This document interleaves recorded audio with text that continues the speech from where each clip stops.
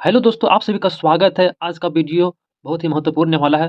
पर्यावरण अध्ययन से संबंधित महत्वपूर्ण प्रश्नों को करके ले आया हूँ, जो सभी प्रतियोगी परीक्षाओं के लिए अति महत्वपूर्ण है। तो पहला प्रश्न है, ओज़ोन परत की मोटाई सबसे ज़्यादा कब रहती है? इसका सही उत्तर होगा बसंत ऋतु में। ओज़ोन परत कब मापा जाता है? इसका मापने का इकाई है डॉप्सन।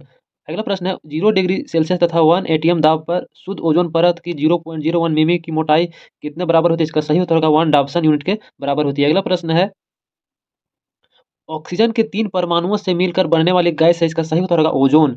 ऊपरी वायुमंडल में ओज़ोन परत के रूप में ओज़ोन गैस सूर्य के पराबैंगनी विकिरण या अल्ट्रावायलेट किरणों से पृथ्वी पर जीवन को बचाती है, जबकि जमीन की सतह के ऊपर अर्थात निचले वायुमंडल में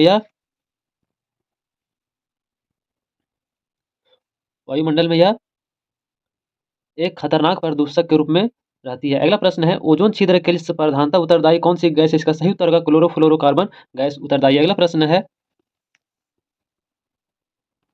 पौधों की वृद्धि में सहायक होता है कौन सा? इसका सही उत्तर होगा जल चक्र। वर्षा की मात्रा का निर्धारण कौन करती है? इसका सही उत्तर होगा वायुमंडल में उपस्थित नमी वर्षा की मात्रा का निर्धारण करती है। अगला प्रश्न है, हाइड्रोस्फीयर जल मंडल में जल की विभिन्न गतिविधियों को दर्शाता है। इसका सही उत्तर होगा जल चक्र दर्शाता है। वायुमंडल में कार्बन तत्व का संतुलन कौन बनाए रखता है? इसका सही उत्तर होगा कार्बन चक्र बनाए रखता है। अगला प्रश्न है,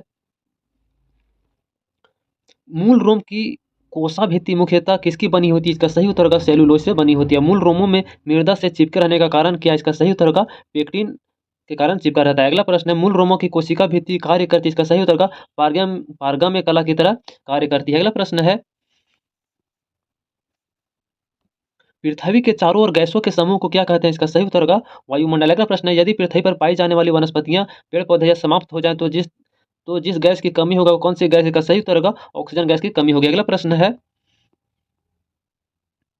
क्षोभ मंडल में बढ़ती ऊंचाई के साथ प्रति किलोमीटर तापमान में कितने कमी होती है? इसका सही उत्तर होगा 6.5 डिग्री सेल्सियस की कमी होती है। अगला प्रश्न है, ट्रोपोस्फियर यानी क्षोभ मंडल परत का नामकरण किसने किया था? इसका सही उत्तर होगा टीजरेंज डी बोर्ट ने किया था। ग्रीष्म काल में क्षोभ मंडल की ऊंचाई बढ़ जाती है जबकि शीतकाल में इसकी ऊंचाई घट जाती है। अगला प्रश्न है, समताप मंडल के निचले सतह पर कभी कभी सीरस बादल दिखाई पड़ते हैं, इन बादलों को क्या कहा जाता है? इसका सही उत्तर होगा मदर ऑफ पर्ल क्लाउड्स कहा जाता है। अगला प्रश्न है, ऊंचाई के साथ तापमान में एकाएक गिरावट होती है, यह कौन से मंडल में होती है? इसका सही उत्तर होगा मध्य मंडल में होती है। अगला प्रश्न है,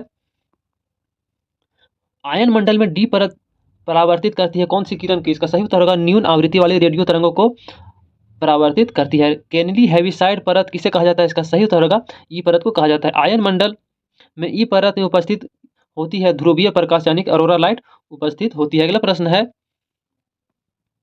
ऐसा पदार्थ जिसमें दो या दो से अधिक तत्व या यौगिक किसी भी अनुपात में साधारण रूप से मिश्रित होते हैं उसके क्या कहते हैं? इसका सही उत्तर होगा मिश्रण कहा जाता है। अगला प्रश्न है, अंतर्राष्ट्रीय पृथ्वी शिखर सम्मेलन जो संयुक्त राष्ट्र का पर्यावरण विकास सम्मेलन था, जो वर्ष 1992 में संपन्न हुआ था, इसका आयोजन कहाँ किया गया था? इसका सही उत्तर होगा रियो डी जेनेरियो यानी कि ब्राजील में इसका आयोजन किया गया था। अगला प्रश्न है, रियो अर्थ समिट 1992 के दौरान किसकी स्थापना की गई थी? इसका सही उत्तर होगा वैश्विक पर्यावरण सुविधा की स्थापना की गई थी। अगला प्रश्न है, वैश्विक पर्यावरण सुविधा अल्प विकसित देशों को अल्प विकसित देश निधि उपलब्ध कराता है, ये कौन सी संस्था? इसका सही उत्तर होगा UNFCCC संस्था के तहत उपलब्ध कराया जाता है। अगला प्रश्न है, धारणीय विकास के लिए एक वैश्विक कार्य योजना, इसका सही उत्तर होगा एजेंडा 21। पारिस्थितिकी विनाश तथा आर्थिक असमानता को समाप्त करने पर कौन बल देता है? इसका सही उत्तर होगा एजेंडा 21 बल देता है। अगला प्रश्न है, विश्व मौसम विज्ञान अभिसमय कब लागू हुआ था? इसका सही उत्तर होगा 23 मार्च 1950 ईस्वी को लागू हुआ था। गैर सरकारी पर्यावरण संगठन ग्रीन पीस इंटरनेशनल का मुख्यालय कहाँ स्थित है? इसका सही उत्तर होगा एम्स्टर्डम नीदरलैंड में स्थित है। जेनेटिक इंजीनियरिंग अनुमोदन समिति का गठन कब किया गया? इसका सही उत्तर होगा पर्यावरण संरक्षण अधिनियम 1986 के अधीन किया गया था। अगला प्रश्न है, जलवायु का सही सूचकांक क्या है? इसका सही उत्तर होगा प्राकृतिक वनस्पति। जल में दलदली भूमि में या तालाब के किनारे पाए जाने वाले पौधे क्या कहलाते हैं? इसका सही उत्तर होगा हाइड्रोफाइट्स।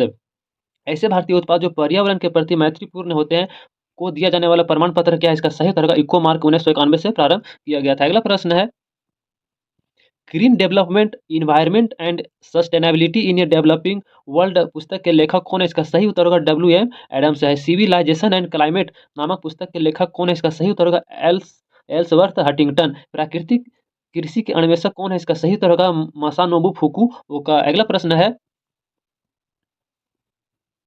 पर्यावरण संरक्षण के लिए ग्रीन आर्मी प्रोग्राम को प्रारंभ किसने किया था? इसका सही उत्तर होगा ऑस्ट्रेलिया ने प्रारंभ किया था। वर्ष 1972 में आयोजित स्टॉकहोम अंतर्राष्ट्रीय शिखर सम्मेलन का सम्मेलन क्या था? इसका सही उत्तर होगा पर्यावरण पर पहला वैश्विक शिखर सम्मेलन था। अगला प्रश्न है 5 जून को पर्यावरण दिवस मनाने का निर्णय कब लिया गया था? इसका सही उत्तर होगा स्टॉकहोम अंतरराष्ट्रीय शिखर सम्मेलन 1972 में निर्णय लिया गया था। अगला प्रश्न है विश्व पर्यावरण दिवस कब मनाया जाता है? इसका सही उत्तर होगा 5 जून को मनाया जाता है। अगला प्रश्न है प्रथम विश्व पर्यावरण दिवस कब मनाया गया? इसका सही उत्तर होगा वर्ष 1974 ईस्वी में। पंजाब के मार्क फेड और इजराइल के सयाग के मध्य कौन सा समझौता कब हुआ था? इसका सही उत्तर होगा 21 अप्रैल 2001 को ईस्वी को। तो आज का वीडियो यहीं तक रहता है। अगर वीडियो आपको अच्छा लगा तो कमेंट करके जरूर बताएं। हमारे चैनल पर नए तो चैनल को सब्सक्राइब करें, तब बेल आइकन को दबा दें जिससे कि वीडियो का नोटिफिकेशन सबसे पहले आप तक पहुंच सके। Thank you.